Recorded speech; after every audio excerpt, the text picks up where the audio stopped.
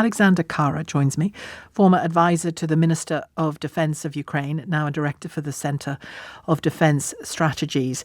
An awful lot going on, Alexander Khara, at the moment. What are your thoughts over the last few days? Oh, hello. Yes, we're in chaos. I mean, the whole world, because the geopolitical system that we enjoyed for decades is shifting, and we see the United States actually changing its strategic course, harassing its long-standing alliance and siding with Russia, with genocidal Russia that is waging war against Ukraine since 2014, but clandestine war, hybrid war against the West in general. So it's something that worries us because the United States has been a reliable partner for Ukraine since the re-invasion in 2022, even though we are not happy that the Biden administration had a completely different strategic goals with regard to Russia. They didn't want to help us that we beat Russia and Russia either collapse or use nuclear arms, while our goal was and still is to restore the internationally recognized borders of Ukraine and to join both clubs of Europe, the European Union and NATO, as a guarantee that Russia will not be able to attack us again. So we will live in this moment, and I think that the Munich Security Conference and those speeches by G.D. Vance and some others should be considered by the Europeans as a last wake-up call to take their fate in their hands, to boost their own defenses and deterrence capabilities and help Ukraine, because we are now destroying the Russian aggressive capabilities that would, in other way, be turned against Europeans. Do you believe that Donald Trump is interested only, and there's nothing wrong with him being interested in America's needs, of course, but do you think in this he is only interested in America's needs, that actually what he's looking at is positioning himself as President of the United States alongside the global giants like Putin, let's use the countries, Russia, China? First of all, he is interested in himself, and it's obvious, and we've seen it during the term of office since 2016. And then he is interested in America, making America great again in his own version, and possibly sometimes detached from reality.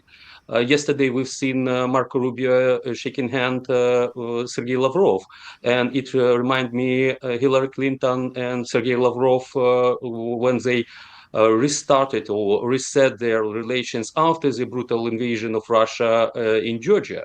So yes, we see that Trump has his own agenda, and possibly. Presumably, you understand that in these situations, secretaries of state and presidents do have to shake hands with one another if substantive talks are going to take place and relations are to be resumed. That's just. That's just and not really, because Putin was isolated by the democratic community. I know, and this is an attempt to change that, though, isn't it? Oh, yes, but even the fact that Americans are meeting Russians, shaking their hands and talking about concessions at the expense of Ukraine, it's a victory of Putin, because he didn't stop killing us. We were just like every day in Kyiv, the most protected big city in Ukraine. We're pretty secure here, but we hear sirens and missiles and drones are hitting our homes. Yeah. So Putin did nothing to show the willingness to stop this genocidal war.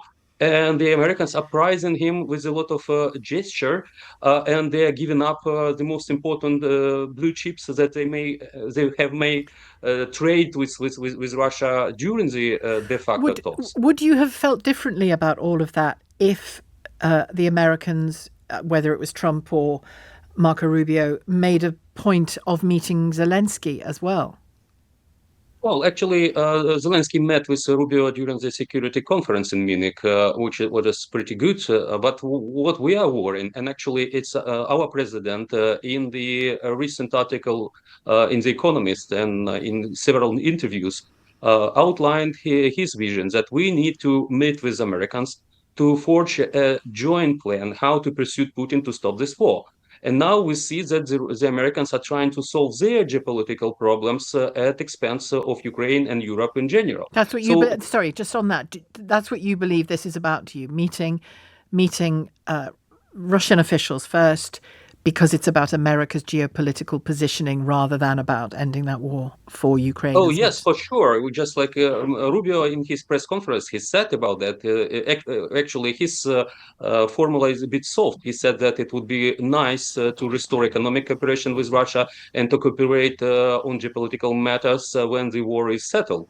But these talks were not just about re-establishing diplomatic relations. I mean, the sending ambassadors and extending the staff numbers at respective embassies.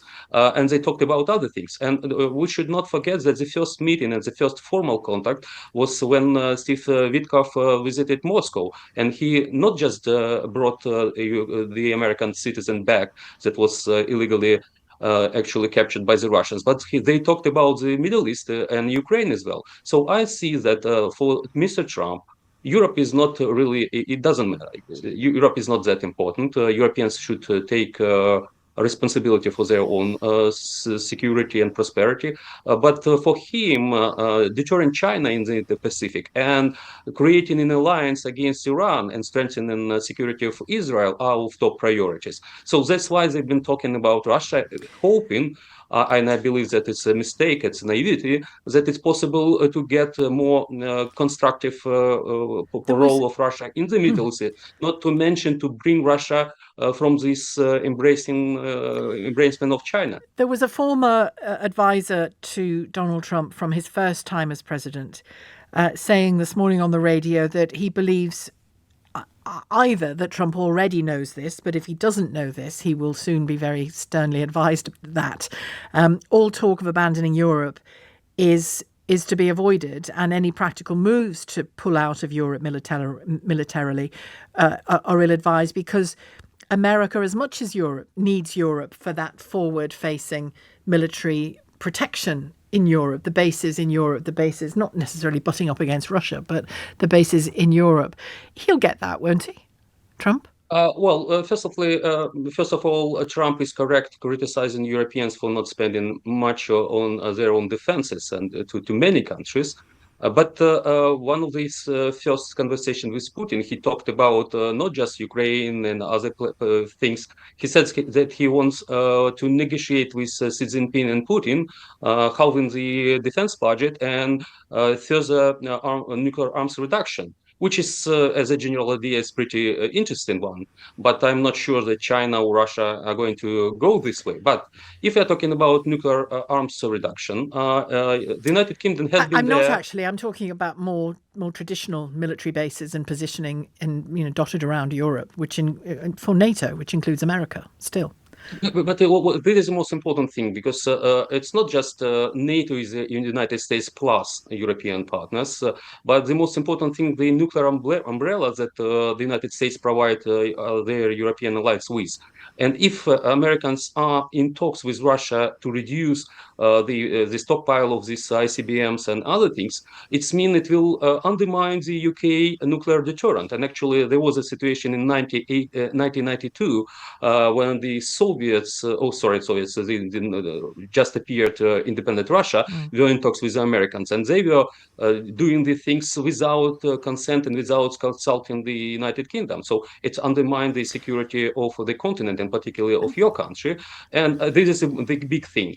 The other thing, should I remind you that in 2021, when there was a first threat of invasion of Ukraine, the Russians blackmailed the United States and European partners in NATO, demanding that Americans should pack their belongings and get off the continent, and then they should have expelled the Central and Eastern European countries. And now in the press, certainly it's not confirmed by the administration, they are thinking about withdrawing American troops from the Baltic states, meaning that they would be more vulnerable for the Russian harassment or possible attack. And all those...